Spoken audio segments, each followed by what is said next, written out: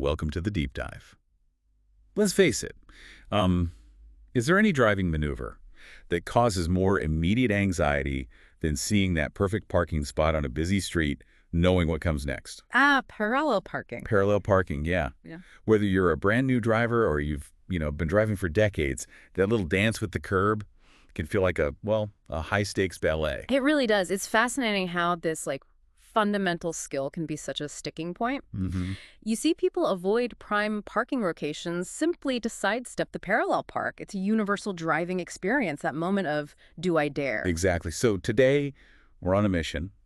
We want to take that feeling of overwhelm and replace it with confidence. Right. We're going to dissect the parallel park into clear, manageable steps, drawing on some really solid guidance. Our goal is that by the end of this, you'll feel not just capable, but maybe even, a little bit empowered the next time you face this challenge. Like unlocking a new level. Yeah. Think of it as unlocking a whole new world of parking possibilities. Consider this your mental roadmap, maybe, to stress-free parallel parking. We'll guide you through each stage, highlighting the key techniques that transform this daunting task into a smooth, almost automatic sequence. Okay, let's get into it.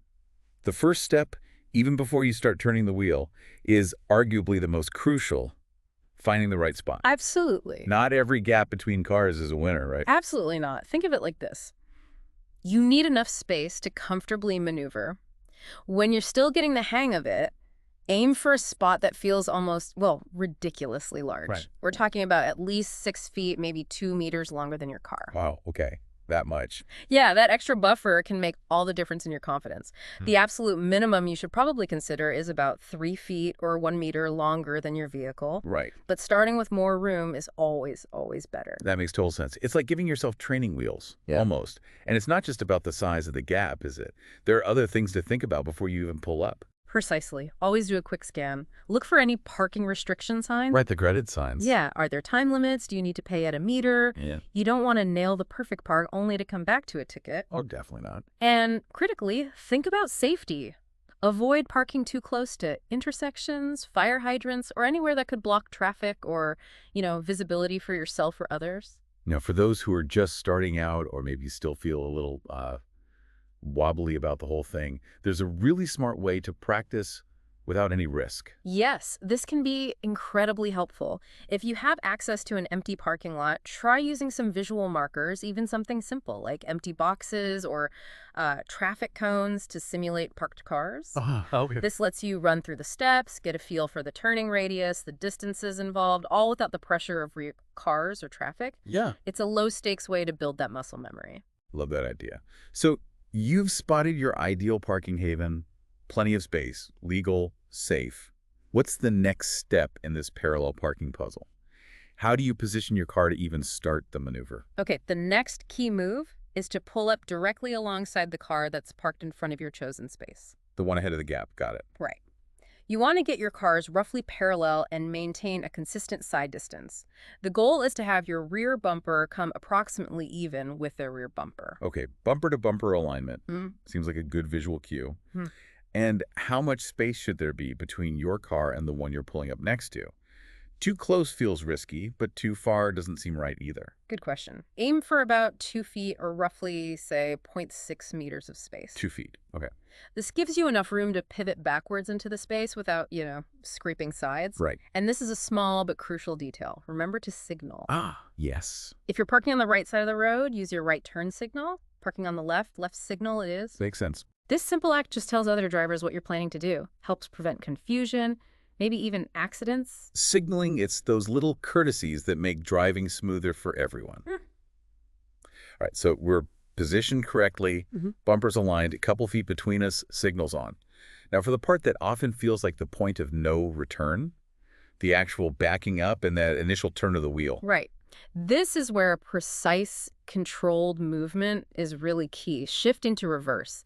Now, before you even start to move, do a thorough check of your surroundings. Okay. Look in your mirrors, sure, but also physically turn your head. Check for any pedestrians, cyclists, or other cars coming up from behind. Don't just rely on the mirrors. Exactly. Don't rely solely on your mirrors. For this initial check, a quick glance over your shoulder can catch something you might otherwise miss. Absolutely. Safety first, always. Okay, we're in reverse. The coast is clear. Now, when do we actually start turning that steering wheel, and which way do we go? It feels like the timing of this is everything. You're right, the timing is critical. As you begin to slowly back up. Yes, slowly. That's You'll simultaneously start turning your steering wheel sharply to the right. A good rule of thumb is to begin turning once your back passenger window is roughly in line with the rear bumper of the car next to you. Okay, so back window lines up with their bumper, Uh-huh. then turn right.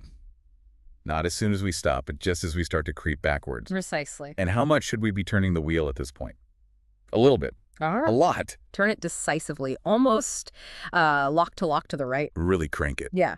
The goal here is to get your car entering the parking space at approximately a 45-degree angle. Okay. This angle lets the rear of your vehicle swing into the space effectively. A very common mistake is starting to turn too early, which can cause the front of your car to swing out too wide and maybe bump the car in front. That makes perfect sense using that turn to angle the car in. Now, I heard there's a more detailed way, almost like a step-by-step within the step, that some experts recommend to really nail this initial backing and turning. Can you walk us through that visualization? Yes, this is a helpful mental trick. It breaks it down even further. First, back up slowly until the taillight of the car beside you looks like it's in the middle of your back door window. Okay, their taillight, middle of my back window. Right. At that precise moment, turn your steering wheel fully to the right. Got it. Continue backing slowly, keeping an eye on that same taillight. Once it appears to be at the beginning of your front door window, Front door now. Okay. it's time to straighten your steering wheel completely. Straighten it out. Yes. Now, as you continue to back, glance at your driver's side mirror. You should see a triangular space forming between your car, the curb, and the car in front. Like a little pizza slice. Exactly. Aim to back up slowly, keeping roughly that 45-degree angle visible in the mirror. As you keep backing and that triangular view starts to disappear. Okay. That's your signal to turn your steering wheel fully to the left and continue backing straight into the space. Wow. That's incredibly specific and visual. Yeah. Using the other car's features like that, taillights and windows, seems like a game changer. It can really help lock it in. So we've hopefully executed that angled entry. We're not quite nestled in yet, are we? What's the next phase? Not quite. Once the rear of your vehicle has mostly entered the space and your rear tire is getting close to the curb, maybe around 18 inches, about 46 centimeters, Get close. it's time to begin straightening your steering wheel again. Another helpful visual cue here is when the license plate of the car in front of your space looks like it's roughly centered in your windshield. Okay, so as the back swings in, see that front license plate center up, start to gently unwind the wheel. Exactly. What exactly does that straightening action do? Straightening the wheel at this point does two crucial things at once. It allows the rest of your vehicle to move fully into the parking space, Okay. and it aligns your car so it becomes parallel with the curb and the other parked cars. It's a coordinated move that brings you into the correct final position. Right, it's not just backing straight. That controlled straightening tucks the front end in neatly. Now, once we're officially within the lines, are we always perfectly positioned? Or is that wishful thinking? Probably wishful thinking most times. It's highly likely you'll need to make some minor adjustments. Okay. Once you're fully in the space, take a moment. Assess your position. You'll want to center your car between the two parked vehicles, leaving a reasonably equal amount of space front and back. Right. And remember, you might still be in reverse. So if you need to pull forward to fine-tune, make sure you shift into drive first. Good point. Easy to forget that. Um. And being properly centered isn't just for looks, is it? There's a practical reason. Absolutely. You need to leave enough room for the drivers of the other cars to actually get in and out of their spaces without, bumping into you. Yeah. It's about being a considerate parker, making sure everyone has enough operating room. So we've covered finding the spot, positioning, the angled back in, straightening, adjusting. But let's be honest, sometimes despite our best efforts, it doesn't go right. Oh, it happens. What should you do if things start to go wrong during an attempt? It's completely normal, especially when you're still learning, to not get it perfect on the first try. Don't get frustrated. Easier said than done sometimes. Cue. But the best approach is to just start over. Put your turn signal back on, let people know you're pulling out, double check all your mirrors, make sure the road behind is clear, Mm-hmm. and then carefully pull forward alongside the front vehicle again. realign yourself so you can begin the whole process again. So no shame in needing a mulligan in the parallel parking game. Not at all. It's definitely better to regroup and retry than to end up crooked or sticking way out. Exactly, or hitting the curb hard. Right. Speaking of the curb, we've gone through the main steps, but there are a few extra quick tips and important things to keep in mind.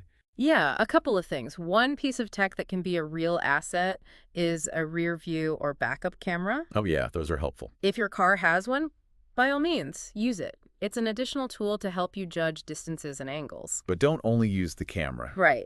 It's vital not to become overly reliant on it. Always continue to use your mirrors and physically check your surroundings too. Technology is an aid, not a replacement for good old observation skills. Couldn't agree more. Tech is great, but awareness is still key behind the wheel.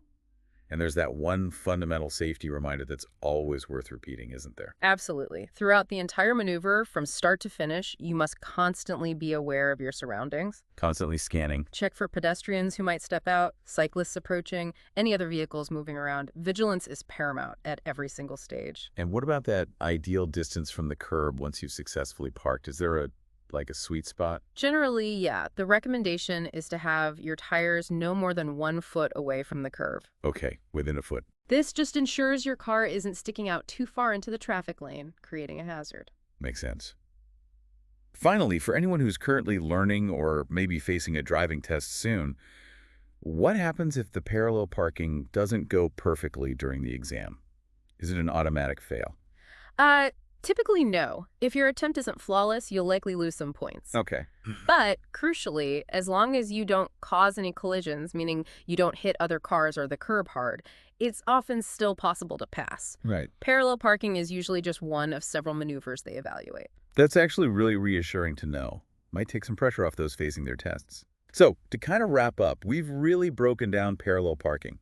Finding that big enough spot, lining up correctly next to the front car. That bumper-to-bumper alignment? Right, the angled reverse with that sharp first turn, knowing when to straighten the wheels based on those visual cues. Like the license plate. Yeah, making those little adjustments to center yourself. And importantly, knowing it's totally fine to pull out and try again if you mess up. Exactly. And the most important thing to remember is that, like any driving skill, it just gets better with practice. Practice, practice, practice. The more you attempt it, the more comfortable and confident you'll become. You'll start to develop a natural feel for the distances and the angles involved. So for you listening right now, the next time you're circling, maybe dreading it a little, and you spot that perfect street side space, take a breath. Mentally walk through these steps we've talked about. To visualize it. Yeah, visualize it and give it a try. Mastering this seemingly small skill can truly expand your parking options and honestly contribute to a greater sense of driving confidence and independence. It really can. And who knows, you might even find a little satisfaction in perfectly executing that parallel park. Think about that, how this one skill, once you nail it, can subtly shift your whole driving experience, opening up places and possibilities you might have just driven past before.